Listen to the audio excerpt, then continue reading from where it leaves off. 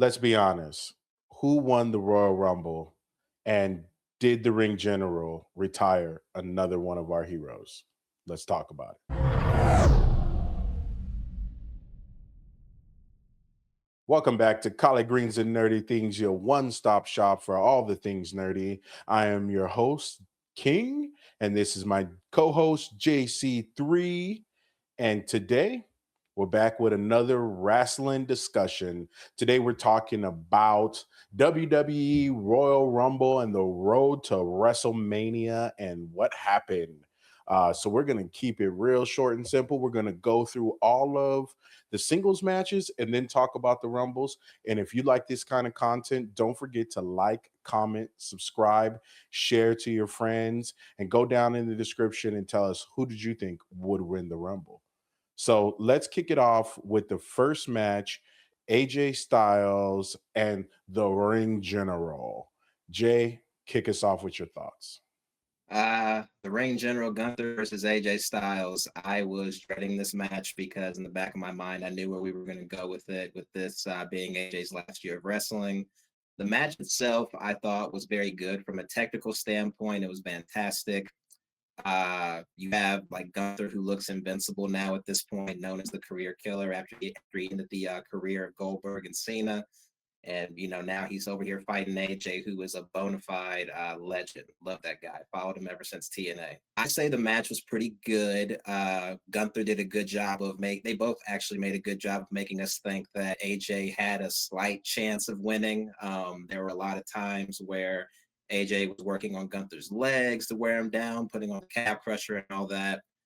But ultimately, man, like once Gunther really started laying into AJ with those chops and the hits, and you could just see AJ selling the fact that, this is it. He's done. And no matter what AJ did, it did not stop Gunther from putting him in that sleeper hold and making him pass out.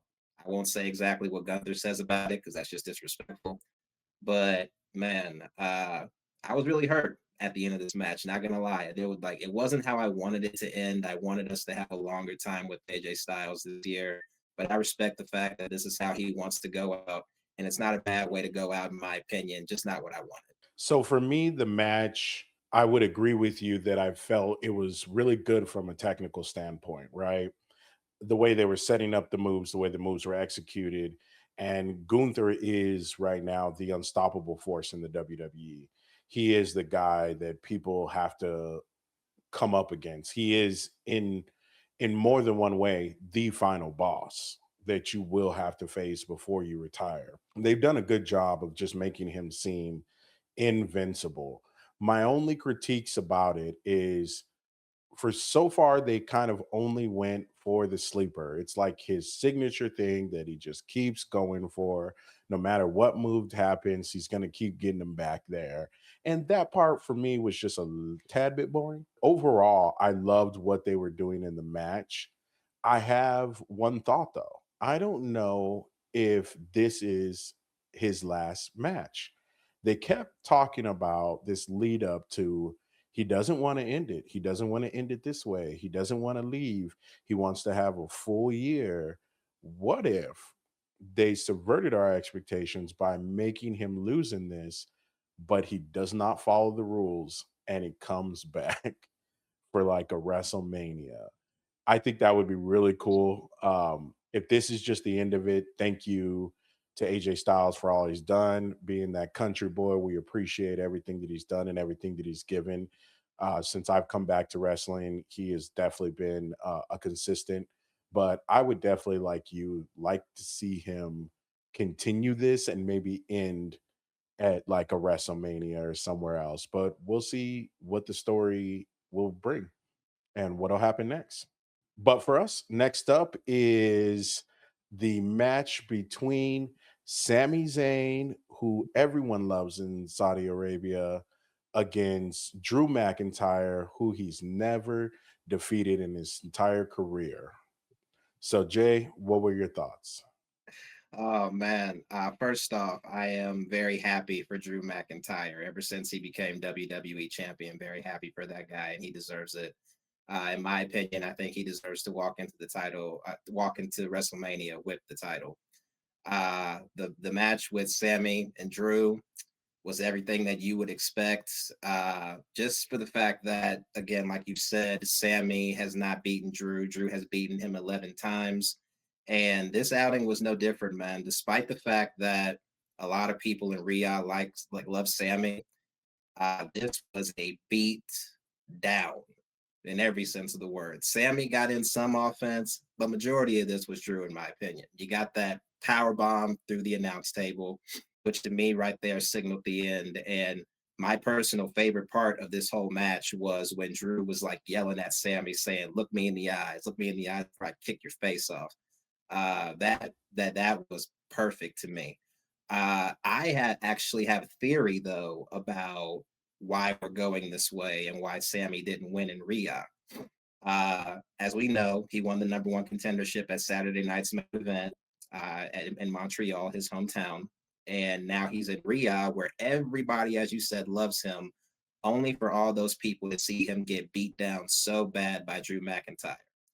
I think that we could be taking this story with Sammy not being able to win the big one all the way to next year's WrestleMania, which is supposed to be in Riyadh. And I think that they wanted to set in this beatdown so bad so that when we arrive at WrestleMania next year, either Sammy will be walking in as a challenger for one of the world championships, or he'll be walking in as champion. Those are my thoughts. I could see that.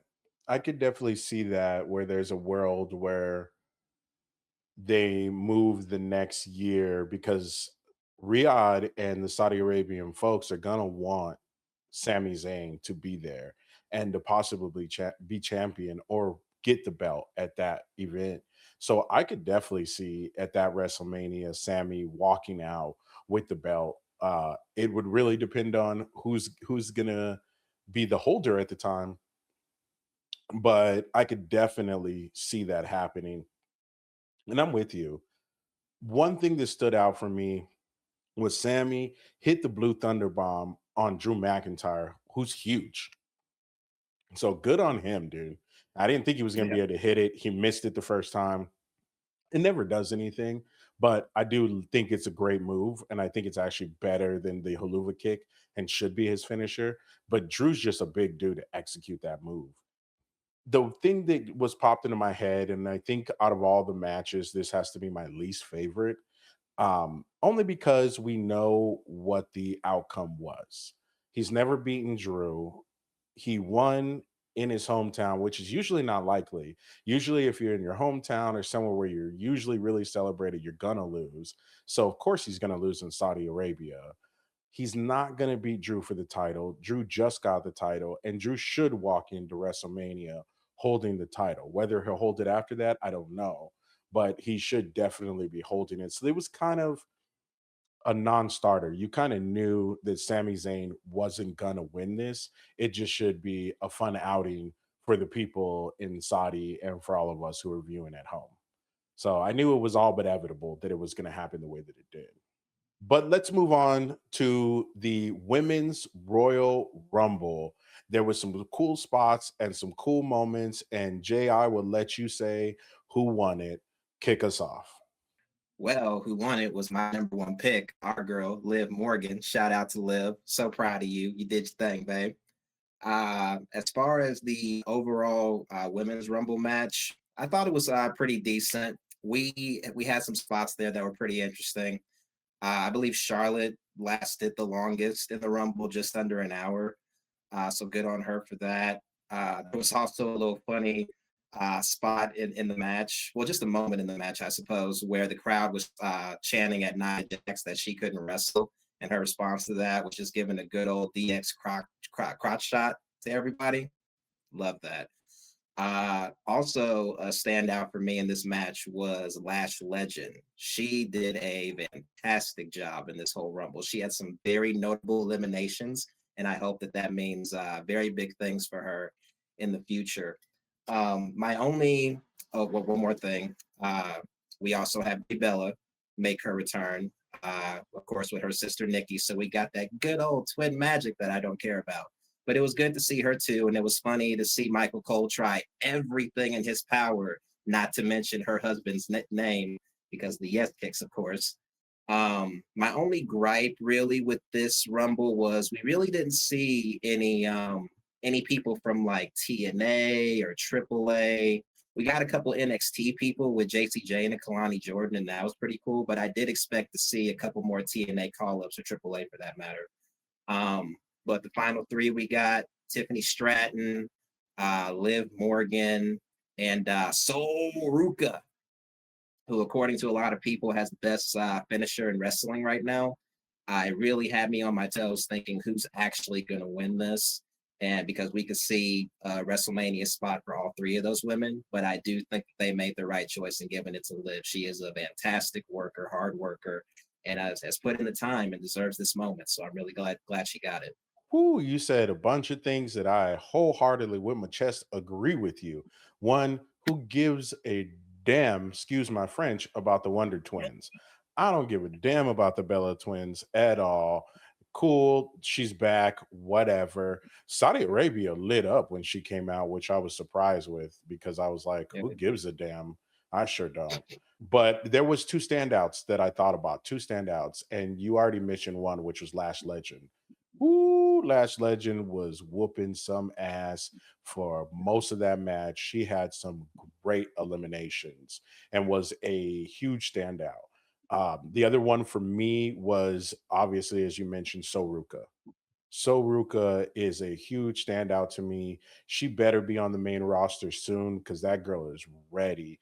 And you mentioned her finisher, bro. That is the nastiest finisher I have seen in a long time, in a long time. And the setup that it takes to get there is crazy. yeah, Crazy. So I love Soruka and I love what she's done. And then we've only got to see her twice when she's just popped up. So I'm glad to see her there, and I hope they give her more and a lot more. As far as our baby Liv Morgan, I love Liv Morgan. I'm so happy that she got to win it, and we kind of know probably what belt she's gonna go for. But I think the biggest interesting thing that came out of that was her eliminating Raquel, and not by accident like Charlotte Flair did. She did it on purpose. She purposely grabbed her legs and threw her over the rope.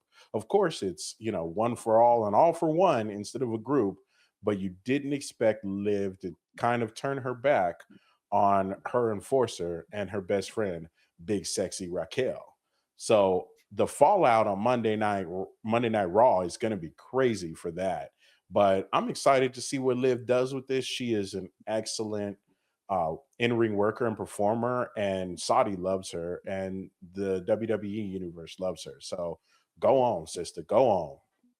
But let's talk about the last one, which is the men's Royal Rumble. And again, I'll let you tell us who won because this one was surprising, but not so surprising. But 11 years later, kick us off, buddy.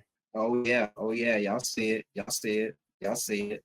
The number one, the only tribal chief, the head of the table, Roman Reigns, is your 2026 men's Royal Rumble winner. I personally love this because this is the second time, as you said, that Roman has won the Rumble. I remember the first time he won, I believe, all the way back in 2015, when nobody cared and booed him out of the building. So it's really good all this like after all this time to see how much he's grown, how much he's evolved, and how much the people have taken to him now. And honestly, at this point, are begging for him to come back anyway. So I'm very glad that he won.